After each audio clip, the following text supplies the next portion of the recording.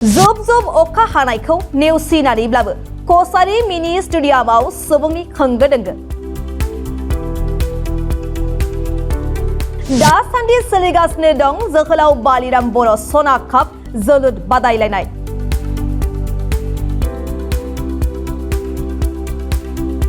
चिरां दुवार एफसी आरो क'क्राझार जथाय क्लाबनि गेजेराव जादों जोलुर बादायलायनायनि नैथि सेमिफाइनाल। थांनाय 30 सेप्तेम्बरनिफ्राय हरिसिंगा दखना दुलाराय बर' फरायसा आफाद आरो हरिसिंगा रिजनेल स्पर्ट्स एसोसिएशननि जुथाइ बानजायनायाव सोलिबाय थानाय खुंगा 24थि अल इन्डिया जोहोलाव बालिराम बर' सना कापनि नैथि सेमिफाइनाल बादायलायनाया मैया जुब जुब अखा हानायखौ नेवसिनानैब्लाबो जोलुर अनसायगिरि रायजो राजाफोरनि नुजाथिनायाव जोलुर बादायलायनाया जानानै थाङो। बे समाव सोलिबाय थानाय जोहोलाव बालिराम बर' सना काप जोलुर बादायलायनायनि जानो गोनां जोबथा एबा फाइनाल बादायलायनायनि सायाव बानजाय आफादजों लानाय जर'खा रादाबनि बागै गेलेथिलिनिफ्राय खौरांगिरि सोरांसार बाग्लारिनि मोनसे रिपर्टनि गेजेरजों आबुङै फोरमायनो लादों। सोरगिदिं जोलुर बादायलायनायनि जोहौ थारैनो नैबे समाव दंफैयो आं उदालगुरि जिल्लानि सिङाव थानाय नैबे हरिसिंगा रबि केवसारी मिनि स्टेडियाम फिल्डआव आरो जि मिनि स्टेडियाम फिल्डआव जिथु थांनाय जिथु सेप्तेम्बर दाननि जि 30 अक्ट' खालारनिफ्रायनो जिथु बेयाव मोनसे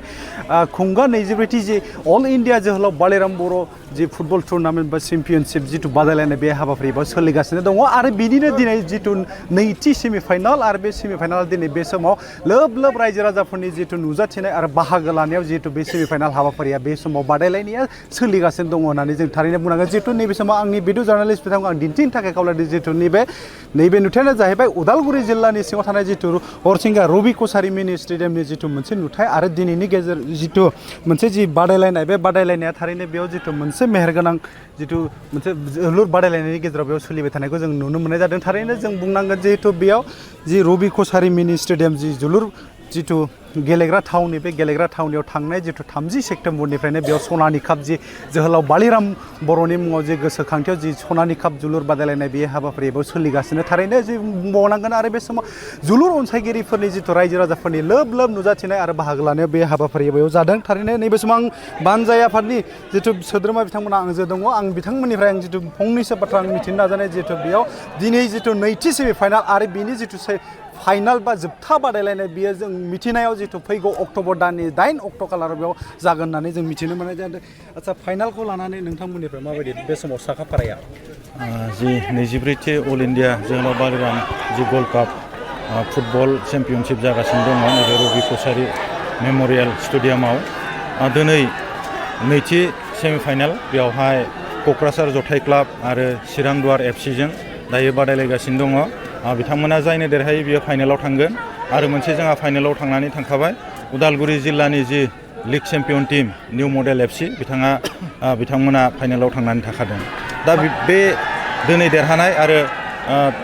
देरहानानै थाखानाय निउ मडेल एफसीजों 8 अक्ट'आव फाइनाल गेलेगोन। बे 8 अक्ट'आव फाइनालाव जोङो गोबां गाजा गोमजा बा मेहेरगोनां हाबाफारि खालामगोन होननानै जोंहा थिग थाक खालामनानै लाखादों।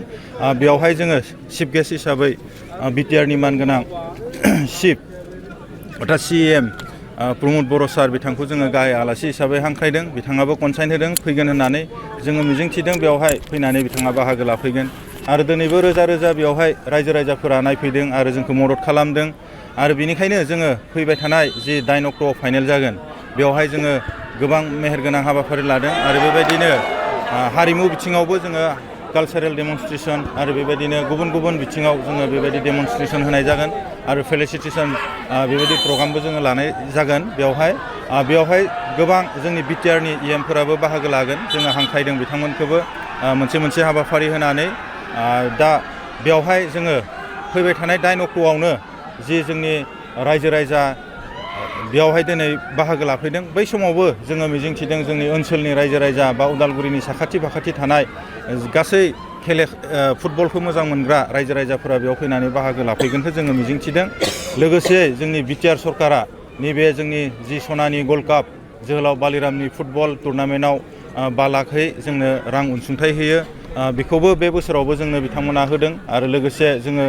बिटिआर सरकारखौबो जोङो साबायखर बावदों। जिथु फैगासिनो दङ सिलभार जुबलि रुफाथि मायथाइ फैगोन बोसोराव जानो थांगासिनो दं बिनि थाखाय स्पेसियेल इभेन्ट माबाफोर लानाय जादोंमोन बे समाव बेवहाय जोङो फैबाय थानाय जि 2025 मायथाइयाव सिलभार जुबलि जागोन बेवहाय जोङो दानिफ्रायनो दखरा एबसु आरो बेबायदिनो स्पर्ट्स एसोसिएसन आरो जोंनि जि टुर्नामेन्ट कमिटि बेखौ जोङो सोदांनानै जोङो बानायफिननाय जागोन आन्चलिक दखरा एबसुआबो बुंबाय थानाय जादों थिग बेबायदिनो जोङो फैबाय थानाय समाव बेबायदिनो जोङो हारिमु बिथिङावबो जोङो बेवहाय हाबाफारि लानाय जागोन आरो जोंनि जायफोर ओनसोलाव बेबायदिनो समाज सिबियारि खामानिफोर मावलांदों बिथांमोनखौबो जोङो बरायगोन टुर्नामेन्ट कमिटियाव जायफोरा मावलांदों दखरा एबसुआव जायफोरा मावलांदों बा जिल्ला एबसुआव मावलांदों बा मिरु एबसुआव मावलांदों बिथांमोनखौबो जोङो लानानै मोनफा मोनफा ममेन्ट होनानै जोङो बरायगोन होननानै बेबायदि जोङो सावरायबाय थानाय जादों दानिफ्रायनो साखाफारा जागासिनो दं थारैनो जिथु बिथांमोनानो जाहैबाय बानजाय आफादनिफ्राय बे समाव जिथु फैबाय थानाय जि 8 अक्ट'बराव जानो गोनां जि जोबथा फाइनाल बादायलायनाय बे बादायलायनायखौ लानानै बिथांमोना जोंनि सिगाङाव खोब बे समाव गुवारै बुंफोरनानै होबाय आरो बिथांमोननिफ्राय मोनसे बाथ्राखौ मिथिहोनाय जादों बे समाव जिहेतु बे जोबथा बादायलायनायाव जिथु गाहाय आलासि हिसाबै जे बिटिआरनि CM बिथां प्रमद बर'आबो बेयाव बाहागो लाफैगोनखौ बिथांमोना जों मिथिहोनाय जादों आरो थारैनो जों बुंबावनांगोन जिथु दिनैनि सानाव जि क'क्राझार जौथाइ क्लाब आरो बिनि हेंथायै जिथु चिरां दुवार FC नि गेजेराव दायो जिथु नैथि सेमिफाइनाल बादायलायबाय थानाय जिथु सोलिगासिनो दङ बिनिनो दिनैनि सानाव जि देरहासार जानो हानाय हानजाया फैगौ 8 अक्ट'बर खालाराव जिहेतु उदालगुरि निउ मडेल FC नि हेंथायै बिथांमोना जोबथा बादायलायनायाव बाहागो लागोनखौ बिथांमोना दिनैनि सानाव जोंनि गेजेरजों मिथिहोनायखौ जोङो नुनो मोननाय जादों आरो बै सानखालि जिथु नैबे ओनसोलनि हरसिंगा ओनसोलनि जि जोलुर अनसायगिरि रायजो राजाफोरखौबो बे हाबाफारियाव बाहागो लाफैनानै जिहेतु गावसोरखौ थुलुंगा होफैगोनखौ मिजिंथिहोनाय नुनो मोनदों नैबे समाव आङो उदालगुरिनिफ्राय बड'सानि जानानै भिडिअ जार्नालिस्ट बिथांजों लोगोसे सोरांसार बाग्लारि